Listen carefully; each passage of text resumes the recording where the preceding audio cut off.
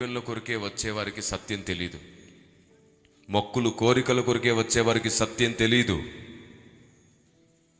మీరు ఆశీర్వాదాలు దీవెనల కొరకు మందిరానికి రావడం మానేసేయండి. మరి దేని కొరకు రావాలి? ఆశీర్వాదాలు దీవెనల కొరకు మందిరానికి రావడం కాదు, మనమే ఆశీర్వాదంగా మారడం కొరకు మందిరానికి రావాలి. దేవునికి మహిమ కలుగునుగాక. ఆమేన్. మనమే ఆశీర్వాదం అవ్వాలి, మనమే దీవెనగా మారాలి. బైబిల్ గ్రంథం ఇలా సెలవిస్తుంది, మీరు లోకమునకు వెలుగై కదా. మత్తయి సువార్త 5వ అధ్యాయంలో ఏమని రాయబడింది? మీరు లోకానికి వెలుగై ఉన్నారు.